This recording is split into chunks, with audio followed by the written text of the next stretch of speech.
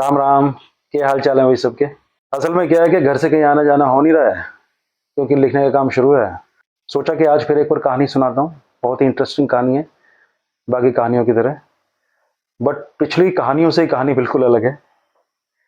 इस कहानी में खेल है किस्मत का, और साथ में एक अनजाने डर का। मैंने एक फिल्म की थी जिसका नाम था 4 दिन की चांदनी। समीर कार्निक की मैं 3 फिल्में पहले कर चुका था। वादा रहा, नन्हे जैसलमेर, हीरोज।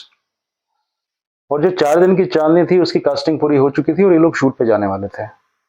अनफॉर्चुनेटली मेरा उसमें हो नहीं पाया था, मैं किसी कैरेक्टर के लिए फिट नहीं था शायद। एक दिन मुझे फोन आया मेरे दोस्त आशीष खटपाल का, जो कि समीर कार्निक सर का एसोसिएट था। तो उसने कहा कि भाई कहाँ पर है। मैंने कहा यार घर पर हूँ, सुबह सुबह की बात है।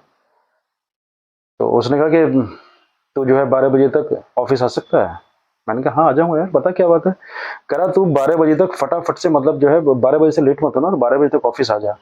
अच्छा, और एक चीज ये बता, तूने जो है दाढ़ी बढ़ाई हुई है या मतलब बिल्कुल साफ है। मैंने कहा नहीं यार, दाढ़ी और मूछ दोनों है और ठीक ठाक बढ़ी हुई है, क्योंकि उन दिनों ऐसा कुछ काम तो था नहीं, इसलिए दाढ़ी मूछ बढ़ी हुई थी। तो उसने कहा कि बिल्कुल क्लीन शेव हो के आना। मैंने कहा क्लीन शेव यार। कह रहा, हाँ बिल्कुल क्लीन शेव हो के आना, छिले हुए अंडे की तरह। मैंने कहा ठीक है यार। तो मैं फटाफट से सलून पे गया। ये बात है करीब 10 या 10:30 बजे के आसपास की बात है। मैं फटाफट से सलून पे गया और वहां जाके भाई बिल्कुल जो है अपनी दाढ़ी और मूछ बिल्कुल साफ, एकदम सपाट मैदान। घर पे आया तैयार होके, समीर कार्निक के ऑफिस पहुंचा। तो वहां मुझे मिला आशीष। तो आशीष ने बोला कि भाई ऐसा है कि फिल्म के अंदर एक कैरेक्टर है, और स्टार्ट टू एंड कैरेक्टर है, बहुत बड़ा कैरेक्टर है। और कैरेक्टर का नाम है गुड्डू, जो कि वेडिंग प्लानर है और साथ में गे भी है। तो मैंने कहा हाँ भाई फिर। कहता देख 50-50 चांस है। तो मैंने कहा मैं समझा नहीं कुछ। तो उसने बताया कि जो जो एक्ट्रेस कैरेक्टर को कर रहा है, वो शायद वो पता नहीं क्या है कि वो उसकी ना, मतलब किसी एक डायलॉग पे या किसी एक चीज पे ना वो थोड़ा सा कन्विंस नहीं हो पा रहा है, तो शायद वो ना करे। मामला 50-50 है। तो मैंने कहा ठीक है यार। तो आशीष ने ऑफिस के सामने सामने एक अच्छा खासा बड़ा सा पार्क था, उसके अंदर ना घूम के मुझे पूरी की पूरी स्क्रिप्ट नरेट की आधा पौने घंटे में। और उसने कहा कि ऐसा है कि समीर सर ना कभी भी आ सकते हैं, तो मैं तो तब तक स्क्रिप्ट नरेट कर देता हूँ और बाकी किस्मत के ऊपर छोड़ देते हैं, जैसी ईश्वर की इच्छा। मैंने कहा ठीक है भाई। तो उसने जब स्क्रिप्ट सुनाई, स्क्रिप्ट सुनाने के बाद वो और मैं ऑफिस के सामने अभी जस्ट पहुंचे थे, इतने में मैं क्या देखता हूँ कि सामने से समीर कार्निक सर की मर्सिडीज आ रही है। और मर्सिडीज आई, और एक अच्छी बात है कि वो मर्सिडीज वो थी जो कि मैंने सुना है ऐसा कि वो मर्सिडीज बॉबी देओल ने समीर कार्निक को गिफ्ट दी थी। खैर, तो समीर सर आए, और समीर सर जो है वो जब अपनी गाड़ी से उतरे उतरे तो वो फोन पर ही बात कर रहे थे। और वो घूम घूम के ना काफी देर तक बात करते रहे। मैं आशीष थोड़ी सी डिस्टेंस पे खड़े थे। तो आशीष मुझे बार बार वही बोल रहा था कि भाई शायद समीर सर जो है ना कि उसी एक्टर से बात कर रहे हैं और किसी एक लाइन पे पेच फंसा हुआ है। तो मैंने कहा ठीक है यार। तो अब मैं, मतलब क्या कर सकता था उस टाइम पे, कुछ नहीं। और मतलब जहन में कुछ नहीं था। एक होता ना कि इंसान ईश्वर से प्रे करता है कि हे ईश्वर मेरा हो जाए, हे प्रभु मेरा हो जाए, मतलब मेरा हो जाए, और सामने वाला ना करे, तो ये सोच भी गलत है। और उस समय मेरे दिमाग में कुछ सोच थी भी नहीं ऐसी। तो 10-15 मिनट जो है वो समीर कार्निक जो है वो फोन पे लगातार बात करते रहे। हाँ, इतना समझ में आ रहा था कि वो किसी को कन्विंस करने की कोशिश कर रहे हैं। तो ख्याल वही है कि हो सकता है कि शायद उसी एक्टर को कन्विंस करने की कोशिश कर रहा हूँ। फाइनली उन्होंने अपना फोन रखा, और मैं आशीष जो खड़े थे, हम थोड़ा सा हम चल के गए उधर से, वो आए और हम मिले। तो मिलते उन्होंने एक ही बात बोली। उन्होंने कहा चौधरी बहुत बड़ा कैरेक्टर कर लेगा। मैंने कहा सर कैसी बात कर रहे हो, क्यों नहीं करूंगा। कि देख ले वो वेडिंग प्लानर का कैरेक्टर है, वो इंग्लिश वगैरह भी सारी चीजें जो है, मतलब उसका एक्सेंट और सारी चीजें उस तरह की हैं वो, और थ्रू आउट कैरेक्टर है वो। मैंने कहा सर बिल्कुल कर लूंगा। मैंने कहा सर इतनी तो बोल ही लेता हूँ कि अगर मैं कहीं इंग्लैंड के अंदर अगर कहीं गुम हो जाऊं तो रास्ता पूछ पाछ के जो है ना घर तक तो आ ही जाऊंगा वापस, इतनी तो जानता ही हूँ। वहां से इस बात पे कह रहे चल एक काम कर। मतलब उस भाई ने, मतलब समीर कार्निक ने, और दूसरी कोई चीज नहीं बोली। उन्होंने सिर्फ एक ही चीज बोला कि एक काम कर, ऑफिस के अंदर जा और जाके एग्रीमेंट साइन कर। तो ये बड़ा सरप्राइजिंग था मेरे लिए एकदम से। मैंने कहा ठीक है सर। और उन्होंने हाथ मिलाया और गले भी मिले वो। और उसके बाद मैंने आशीष की तरफ देखा, आशीष ने मेरी तरफ देखा और हम दोनों मुस्कुराए, क्योंकि अंत भला तो सब भला। खैर जी, मैं ऑफिस के अंदर गया। वहां पर एक हमारे लियो दा हुआ करते थे, जो कि अनफॉर्चुनेटली वो इस दुनिया में नहीं है, ईश्वर उनकी आत्मा को शांति शांति दे। और उन्होंने जो है विद इन अ मिनट जो है एग्रीमेंट मेरे सामने रख दिया। और पढ़ना किसको था एग्रीमेंट, मैंने किए फटाफट से साइन। और उन्होंने मुझे जो है वो ठीक ठाक सा एक अमाउंट जो है वो साइनिंग अमाउंट का चेक एनवलप में डाल के बाइज्जत मेरे हाथ में थमाया। मैंने कहा थैंक यू। तो ये अपने आप में मतलब जो है किस्मत का खेला था। मैंने लिया चेक और साथ में उन्होंने मुझे बाउंड स्क्रिप्ट भी दी और कहा कि मैं जो है कल जाऊं अपना कॉस्ट्यूम ट्रायल के लिए, क्योंकि जो कॉस्ट्यूम्स थी वो जो पुराना जो एक्टर था उसके साइज की सारी कॉस्ट्यूम्स थी। तो मैं कल हर हालत में जो है कॉस्ट्यूम्स जो उनका कॉस्ट्यूम वाले जहाँ पर वो पूरे कपड़ों की जो स्टिचिंग हो रही थी वहां पर जाऊं, जो उनके वो डिजाइनर थे वहां जाऊं और अपना मेजरमेंट दूं। और परसों की फ्लाइट है तो टाइम बहुत कम मेरे पास। खैर जी, मैं घर पर आया और नहीं, इनफैक्ट घर पर भी नहीं आया। वहां से मैं गया अपने एक दोस्त के वहां पर और वहां पे रात को की हम लोगों ने जो है पार्टी। और नेक्स्ट डे मैं गया अपने कॉस्ट्यूम ट्रायल के लिए। और वहां पर जो कपड़े जो उस एक्टर के साइज के जो सिले हुए थे, मेरे मेजरमेंट के हिसाब से फिर उन कपड़ों को ठीक किया गया। और फिर उसके नेक्स्ट डे मेरी फ्लाइट थी। लेकिन हुआ ये कि रात को मुझे बहुत ही तेज फीवर, मैं ये समझता हूँ कि 103 104 के आसपास रहा होगा, इतना फीवर था रात को, इतनी जबरदस्त ठंड लगी कि मतलब हालत खराब। बट वो कहते हैं ना कि जब किस्मत बुलंदी पे होती है तो फिर सारी चीजें जो है वो आप उल्टी चीज भी सीधी हो जाती है, उल्टी तस्वीर भी सीधी दिखाई देने लगती है। आप कुछ भी करो होगा वही जो कि किस्मत चाहती है, जो कि उस समय लिखा हुआ है। तो साहब रात को बहुत तेज बुखार, सुबह सुबह की फ्लाइट थी। मैं फ्लाइट में बैठा और घर से जो है वो जैकेट वगैरह पहन कर गया था, क्योंकि फीवर की वजह से। और आप यकीन मानना कि फ्लाइट में मैं बैठा हूँ और मेरा फीवर जो है वो छूमंतर हुआ है, मतलब सेकंडों में गायब पूरा का पूरा फीवर। और ये फ्लाइट थी मुंबई टू जोधपुर। और जो शूट था खीमसर। जोधपुर से खीमसर का डिस्टेंस है 90 किलोमीटर के आसपास। खैर जी, फ्लाइट में बैठा, फ्लाइट जोधपुर लैंड की। तो यहां तक तो था किस्मत का कमाल कि एक फिल्म जिसको कोई और कर रहा था, लेकिन किस्मत ने ऐसा पलटी मारी कि उस फिल्म को फाइनली मैं कर रहा था। और मैं उतरा जोधपुर एयरपोर्ट पर। जोधपुर का एयरपोर्ट जो है वो बहुत ही छोटा एयरपोर्ट है। और एयरपोर्ट पर उतरने के बाद जहाँ से जब बेल्ट पर जो लगेज घूम रहा, जो लगेज बेल्ट जो होती है उस पर मैं अपने बैग का वेट कर रहा था।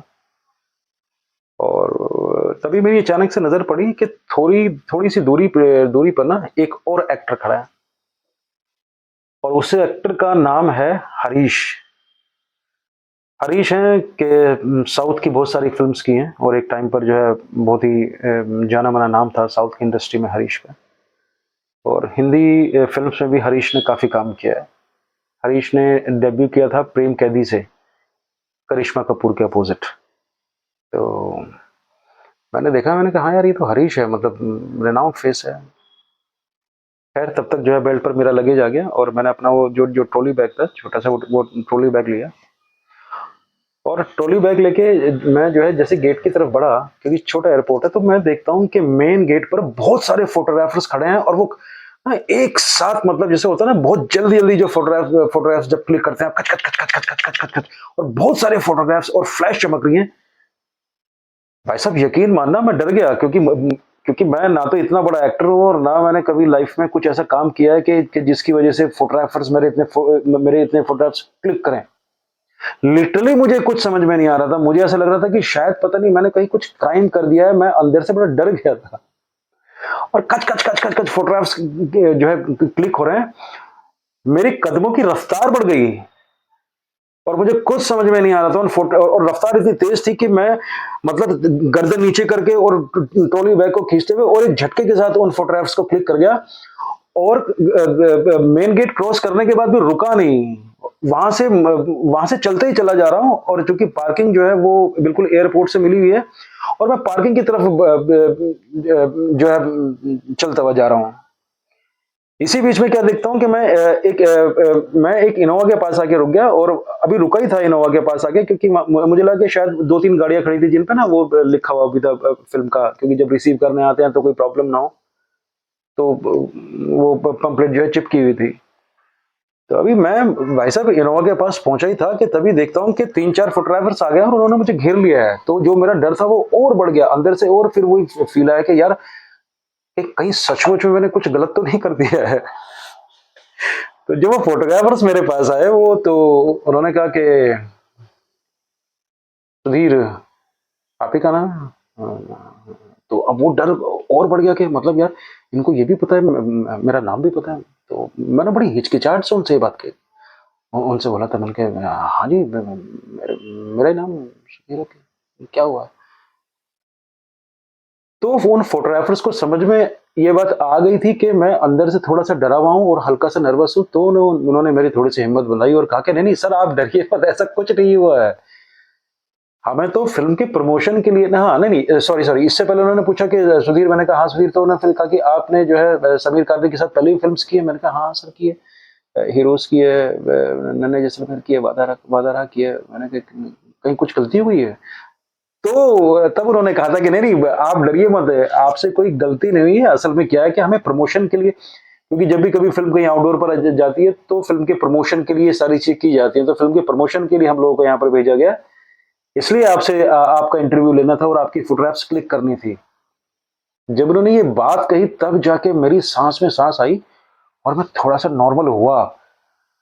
नॉर्मल होने के बाद जब मेरी गर्दन हल्की सी घूमी इसी बीच में, और मैंने देखा कि मेन गेट पर हरीश खड़ा हुआ है, और जो बाकी के जो फोटोग्राफर्स हैं वो हरीश की फोटोग्राफ्स क्लिक कर रहे हैं, और हरीश जो है ना वो मतलब अलग अलग पोजेस के अंदर जो है अपने फोटोग्राफ्स क्लिक करवा रहा है। तो मुझे थोड़ा सा और यकीन हुआ उनकी बात पर कि नहीं हाँ ये मतलब अभी ठीक कह रहे हैं। तो जब उन्होंने फिर मुझसे 2-4 सवाल जवाब किए तो मैंने उनके सवालों का जवाब दिया कि मैंने उनको बताया कि हाँ मैं एक अच्छा बड़ा कैरेक्टर कर रहा हूँ, कैरेक्टर का नाम गुड्डू है, दिस एंड दैट, ये सारी चीजें। और ये मेरी जिंदगी का पहला एक्सपीरियंस था कि इतने सारे फोटोग्राफर जिन्होंने आपको घेर लिया हो एक बेगाने शहर में, क्योंकि जोधपुर में तो मेरा जो है वो फर्स्ट विजिट था। तब तक जो है हरीश भी आ गया था, और हरीश और मैं सेम एक ही इनोवा के अंदर बैठे, और इनोवा के अंदर बैठने के बाद जो है हमारी थोड़ी बहुत जो है वो एक बातचीत का सिलसिला शुरू हुआ। उसके बाद चूंकि डिस्टेंस जो है वो 90 किलोमीटर का था, तो रास्ते में हम लोग एक जगह रुके, और वहाँ पर हमने जो है हल्का फुल्का कुछ खाया। वहाँ पर और सारी बातें हुई, और लोकेशन तक पहुँचते पहुँचते हम दोनों की अच्छी दोस्ती हो गई। तो ये थी पूरी कहानी, एक किस्मत का खेला कि किस्मत की वजह से कैसे मुझे एक फिल्म के अंदर इतना बड़ा कैरेक्टर मिला, और साथ में एक इंसिडेंट वो जिसमें अनजाने में उन रिपोर्टर्स की वजह से मैं बहुत डर गया। नेक्स्ट डे प्रोडक्शन वालों ने जो लोकल न्यूज़पेपर था वो लोकल न्यूज़पेपर मेरे पास लेकर आए, और उसमें वो पेज दिखाया जिसमें मेरी और हरीश हम दोनों की फोटोग्राफ छपी थी। और ये बड़ी कमाल की बात है, और ये सच बात भी है, हरीश की फोटोग्राफ भी अच्छी थी, लेकिन जो मेरी फोटोग्राफ जो उसके अंदर जो जो छपी हुई आई थी वो बहुत ही रैंडम फोटोग्राफ थी। कि जब मैं उनको देख के, जब मैंने एयरपोर्ट के अंदर उनको पहले देखा था, और जब मैं डर की वजह से मेरे कदम तेज हो गए थे, तो तभी वो फोटोग्राफर्स ने वो फोटो मेरी क्लिक कर ली थी, और वो कोई पॉज नहीं दिया होता है जैसे पोजेस देकर जो लोग फोटोग्राफ्स खिंचवाते हैं, बहुत ही वो रैंडमली क्लिक की हुई फोटोग्राफ थी, और बहुत ही कमाल की फोटोग्राफ थी वो, कि जिसमें मेरी जो है वो चुन्नी गले में पड़ी हुई है, जैकेट पहनी हुई है, और वो चलते हुए जो है वो चुन्नी जो है वो जो दुपट्टा टाइप जो है वो उड़ रहा है, और वो बहुत ही खूबसूरत फोटोग्राफ थी। तो वो भी अनजाने में एक इतनी खूबसूरत सी फोटो न्यूज़पेपर में छपी। तो बताइएगा ये कहानी कैसे लगी, क्योंकि ये बहुत ही कमाल का किस्सा है मेरी जिंदगी का, जिसको मैं अक्सर याद करके ना मन ही मन में मुस्कुरा लेता हूँ। हाँ वो न्यूज़पेपर मेरे पास आज भी रखा है, कभी किसी ब्लॉग में फुर्सत मिलेगी ढूंढूंगा, गांव में रखा हुआ है, बहुत ही सेफली रखा हुआ, तो वो न्यूज़पेपर की कटिंग भी आप लोगों को दिखाऊंगा। तो बताइएगा कहानी कैसी लगी, शेयर कीजिएगा, लाइक कीजिएगा और कमेंट्स में लिखिएगा। भाई लिख दिया करो 2-4 कमेंट यार, है ना। और बताना कि लाइफ का ये किस्सा, किस्मत का देना, किस्मत जब देने पर आती है तो सच में छप्पर फाड़ कर देती है। इंसान को ऐसा लगता है कि उसने अपनी लाइफ में जितनी भी कामयाबी हासिल की है उसमें उसका हाथ है, ऐसा है नहीं असल में। मेरे हिसाब से सब कुछ उसका कमाल है, क्योंकि जब वो देने पर आता है तो कहाँ से और कैसे और क्या दे दे कुछ नहीं पता।